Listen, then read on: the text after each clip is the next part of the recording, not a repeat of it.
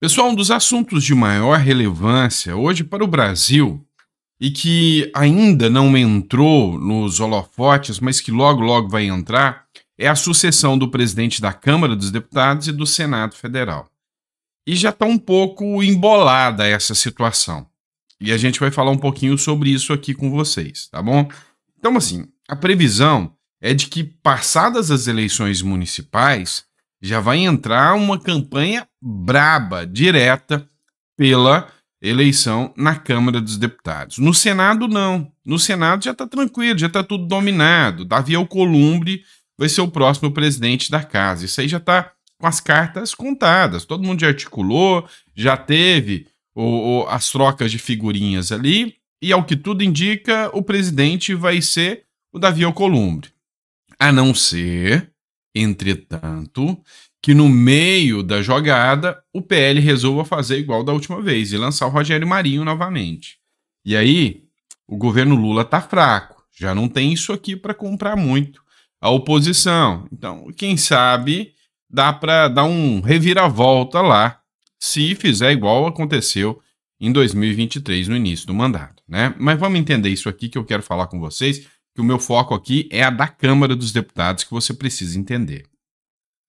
Disputa para a presidência da Câmara fica embolada com 4 candidatos, tá? Matéria do Terra Brasil Notícias, citando a fonte para vocês. Com as eleições municipais concluídas, o foco político em Brasília agora se volta para a disputa pela liderança do Congresso. No Senado, a menos que ocorra uma reviravolta, Davi Alcolumbre, do União Brasil, deve assumir a posição pela terceira vez. E aí é como eu disse para vocês, Davi Alcolumbre já foi, durante a gestão de Bolsonaro, foi uma pessoa que de certa forma, aprovou pautas do Bolsonaro, em outras vezes foi contrário ao Bolsonaro, mas agora já a previsão, ele é muito alinhado com o Pacheco, é de que ele retome a presidência. Então, sem maiores revés, a não ser que o PL resolva bater de frente e tentar emplacar a candidatura de um Rogério Marinho aí. Já pensou que situação que seria? Seria ótimo, né? Vamos lá. Por outro lado, na Câmara dos Deputados, o cenário ainda é incerto. Arthur Lira, o atual presidente, gostaria de ter seu sucessor já definido, mas atualmente existem 4 candidatos ao cargo, cada um representando um partido distinto, para evitar um confronto interno. Lira está buscando um consenso mínimo em torno de um candidato. Ele já se encontrou com o presidente Lula, garantiu o apoio do partido do ex-presidente Jair Bolsonaro, conversou com líderes de partidos de centro e prometeu a todos posições de destaque em troca de votos. Se tudo correr conforme o planejado, até agosto ele encerrará o suspense e anunciará quem será o escolhido, aquele que, teoricamente, conseguirá obter o máximo de apoio entre os colegas. Não será uma tarefa fácil para os parlamentares, já que se apresentaram como candidatos do cargo. Então, resumindo aqui, o Lira ele está negociando com todo mundo, literalmente. Hoje, o nome mais cotado, apontado como favorito do Lira, é o Elmar Nascimento, que vem tendo aí uma maior predisposição, né? Boa articulação dentro da casa e a grande chance de que seja o Elmar Nascimento.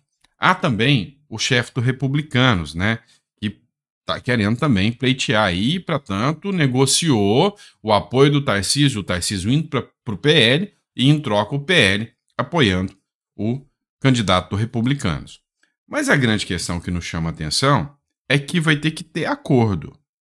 E aí, a informação que nós temos é que, para manter o apoio ao candidato do Lira, a base do governo, a oposição ao governo, o pessoal da ala bolsonarista, condicionou ao apoio do Lira a aprovação da lei da anistia, tanto aos presos do 8 de janeiro quanto ao Bolsonaro.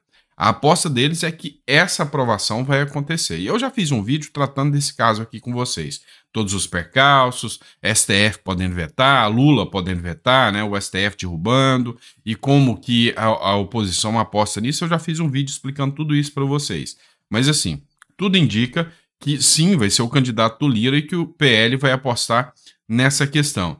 aprovação da lei da anistia, o que seria bem interessante, né? Vamos lá, vamos falar agora do Marcos Duval. O Marcos Duval que estava sumido, né? Estava sem as redes sociais, agora retornou com as suas redes sociais e ele vem trazendo aqui um questionamento, né? Mas um possível pedido de impeachment do ministro do Supremo, Alexandre de Moraes. A grande questão que a gente vai discutir com vocês é pedir, qualquer um pede. Se vai ganhar, já são outros 500, porque não podemos esquecer que o presidente do Senado é o Rodrigo Pacheco, né? Aí, o Arthur Duval aqui, o Marcos Duval, perdão, o Marcos Duval colocou aqui, ó. A lei que torna crime as ações do ministro.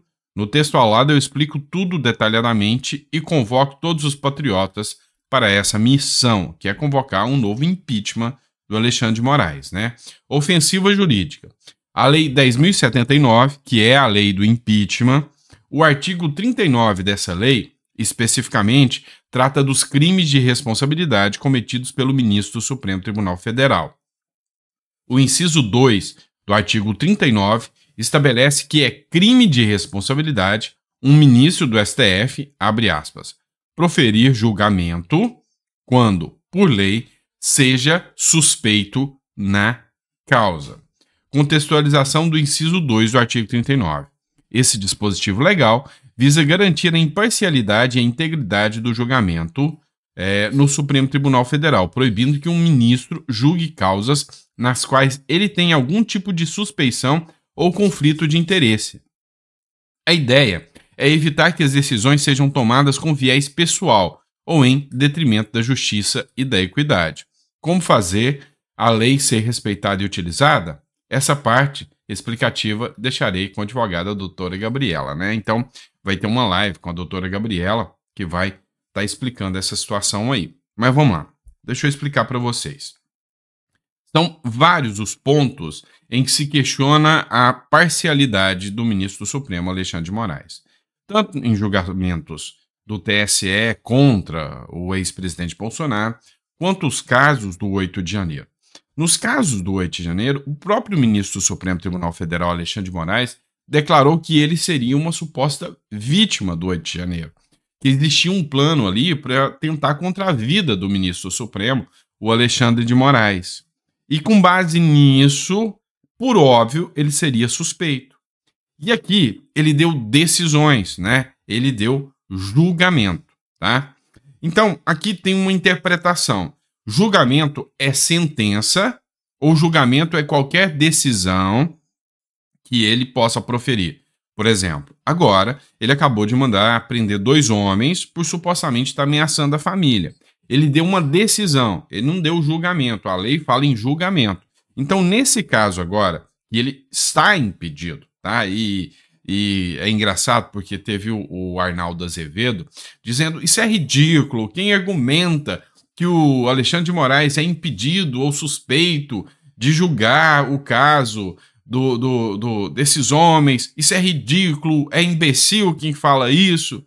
No outro dia, ele mesmo se declarou suspeito, o próprio Alexandre de Moraes, né? Então, assim, para você ver como que a esquerda, ela cria argumentos e passa pano para tudo. Isso é insano, né? Isso é insano. E não tem que ser assim. No erro tem que criticar e no acerto tem que elogiar. Eu faço isso com o Supremo Tribunal Federal. Os acertos eu tô aqui para elogiar. Faço isso também com o governo Lula. Quando acerta eu elogio, quando erra eu critico. Faço isso com o próprio ex-presidente Bolsonaro. Critico, vocês me dão paulada por isso, porque vocês sabem que eu tenho um modo sincerão aqui, mas é assim que eu sou, tá? Eu não vou ficar babando o ovo, vou falar a verdade. É isso que me move, as minhas convicções. Então, assim, o que a gente percebe aqui é que existe, sim, violações, sabe, claras a texto de lei, como, por exemplo, a própria Constituição, ela é clara, ela é límpida, ao dizer que quando um ministro é convocado, ministro de Estado, é convocado pela Câmara e não comparece, aquilo é crime de responsabilidade. O Flávio Dino fez isso. Outros ministros Lula fizeram isso, não deu em nada. Sabe, um juiz instaurar um inquérito de ofício, ele está cometendo abuso de autoridade. Fizeram isso. Então, assim, cá entre nós, não estou desmerecendo o Marcos Duval, não. mas gosto, respeito o Marcos Duval pra caramba, tá? Pra caramba. Mas assim, o que não dá para acreditar é que algum posicionamento vai ser tomado por parte do Senado. Porque assim, ó, na primeira parte desse bloco eu expliquei para vocês a importância da Câmara e do Senado e dos presidentes. Quem abre o impeachment dos presidentes da República é a Câmara dos Deputados. Quem abre o impeachment dos ministros do Supremo Tribunal Federal é o Senado Federal. Então, assim, para instaurar um processo de impeachment, não existe nada que possa instaurar esse processo de impeachment a não ser o presidente da casa. Então, para instaurar esse processo de impeachment, tem que ter uma comoção popular, uma pressão tão pesada em cima do Pacheco, mas tão pesada que tem que ser igual o pai do Chris. Para quem assistiu Todo Mundo Odeia o Chris, tem que ser igual quando ele fala lá contra o perigo lá, onde você tiver eu vou estar junto. A hora que você estiver no banho eu vou estar te olhando, a hora que você estiver no restaurante eu vou estar te olhando. Então vai ter que ter uma pressão tão grande da população em cima do Rodrigo Pacheco, que é um representante do seu eleitor, pressionando ele para que faça. Caso contrário, nunca vai acontecer. Tá? E aí, a gente sabe, pode até pedir, né? O texto está aí. Na minha visão, houve violação? Houve sim. Na minha visão, sim. Tá? Eu acredito que o caso do 8 de janeiro, o próprio ministro Alexandre de Moraes se declarou como vítima do caso e ele não poderia condenar ali e dar a condenação dos presos do 8 de janeiro. É a minha visão, tá? Meu ponto de vista. E aí, poderia-se abrir um inquérito, um impeachment com base nisso, com a lei 10.079? Sim, tá? Mas vocês precisam entender uma coisa. Impeachment não é jurídico, tá? Impeachment é decisão política. Quem instaura é uma pessoa que está na presidência do Senado. E às vezes esse cara nem advogado é. Então as decisões não são tomadas de forma jurídica. São tomadas de forma política. Perfeito? Tá? Deu para explicar bem? Fechado, então. A gente volta daqui a pouquinho, mais um editorial para vocês. Obrigado por ter acompanhado, um grande abraço, é sempre um prazer estar aqui com vocês e até o próximo editorial.